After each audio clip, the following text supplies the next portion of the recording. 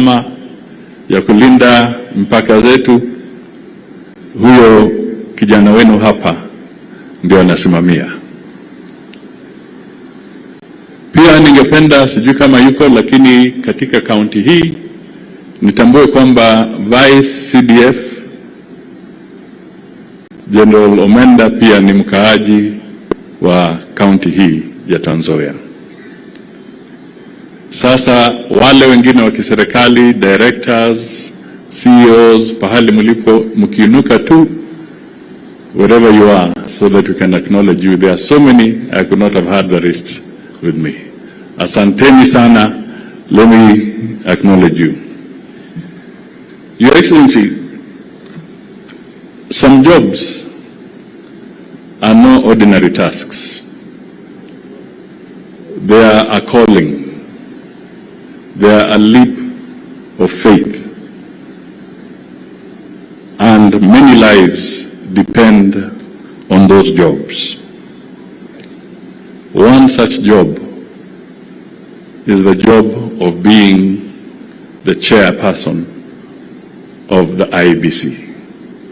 The job that our brother Chebukati was holding. It is thankless. Many lives depend on it. And therefore, as we look at the process of renewing the IEBC, we must all be clear that the strength of an institution or any institutions that we have in our government, in our country, the strength of those institutions depends on the people that lead those institutions. If Chebukati had not stood firm, as many speakers have said, if Chebukati had not stood firm, not once, but 3 times in a row, then this country would have gone into chaos. So if we are sitting here in peace today, let us thank that gentleman who lies there today.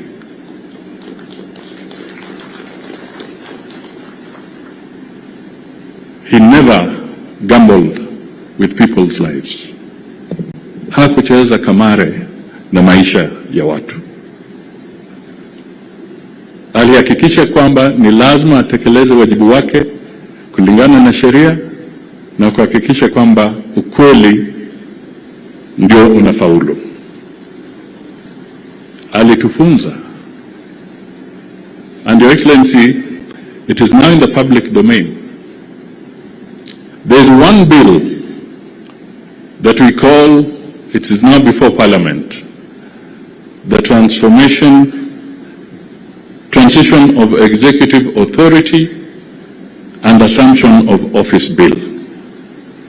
Mimi nataka niambie wa Kenya, when you look at that bill, there are lessons that we have picked from the experience that Chebukati went through. Chebukati wanted to bring law and order. He wanted to make sure our systems transit, whether in transitional or whatever, are smooth. From his experience, the way Moses Wetangula metaja, we were there, we witnessed him. We learned one lesson, that we need to have order, good regulation, good laws, so that transitions for Kenya shall always be smooth and perfect and in accordance with the law. Mheshimiwa Rais, the legacy we can leave, na mimi nazungumza nikiwa hapa, na mimi najua I'm one of the people ambaye ni mzaliwa wa jamii ya Kiluya. Saa zingine I tease my brethren and my brothers, nawaambia kwamba if there was a doubting Thomas kwa hiyo meza ya Yesu, I sometimes wonder if Thomas was the Luya.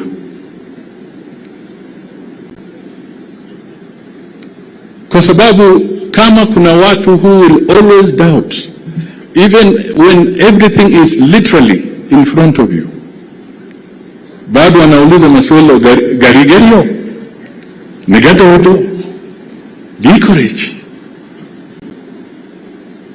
Let us change our attitude. Let us be united. Let us come together. Today we stand here very proud, Your Excellency, because we have seen dignity in 2 consecutive funerals. The funeral of Maululu Njendi, and today we have seen dignity in the funeral of Chebukati. I'm telling you, this is a rare occurrence. Ukua kama ni hadithi ya jaba. Kwa sababu tumekuwa tukienda kwa mazishi ni fujo. Mtu anataka kutoa tu statement, apate makofi, but there are no facts. Alafu tunaharibu heshima kwa wale wamefiliwa, tunaharibu heshima kwa kanisa, tunaharibu heshima kwa sisi wote. Leo, these 2 consecutive funerals na hii ya Chebukati itufunze vana wefwe tupeane heshima kwa wapendwa wetu. Let us be respectful to our people. Your Excellency, sitaki kuenda sana. Mimi ni mchezaji wa golf kama vile Chebukati alikuwa na kama vile watoto wake wako hapo. There's one thing they say, keep your eyes on the ball so that you don't miss it. Chebukati kept his eye on the ball, and the country is where it is. At the same time, I can tell you, ladies and gentlemen, that when we talk about devolution, and I support the governor here, let us strengthen devolution. Let us make it even stronger. It is a good thing in our constitution.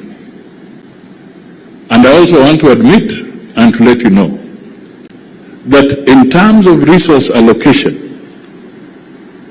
the government of President Ruto has budgeted the highest ever for devolution. So we strengthen it, yes, but we must also encourage good governance in our counties, in our regions, in our parliaments, because governors are elected, MPs are elected, and I know wana pressure kutoka kwa mwananchi. Mjumbe anaulizwa umefanya nini? Governor anaulizwa umefanya nini? That is why there is this competition. But if we harmonize the pieces of legislation where they need to be harmonized, we shall overcome that challenge and all our systems will work. That is it. I don't want to say any more.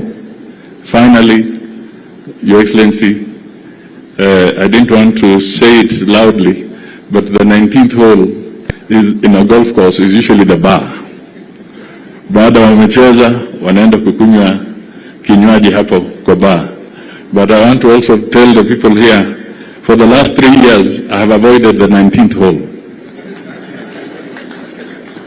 So, nataka niombe kwaya, tafadhali muwe tayari, so that because it's a funeral, tumkaribishe Mheshimiwa Rais na wimbo wa kwaya. I have no choice, ni nyinyi kuchagua.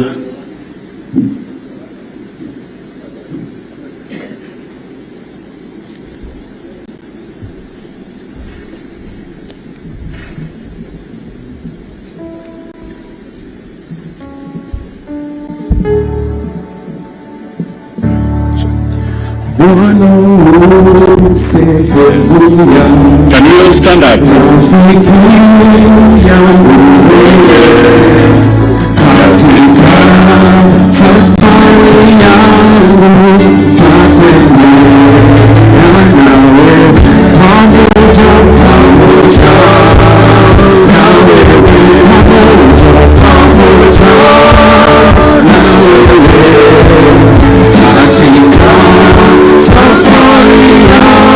Ruto.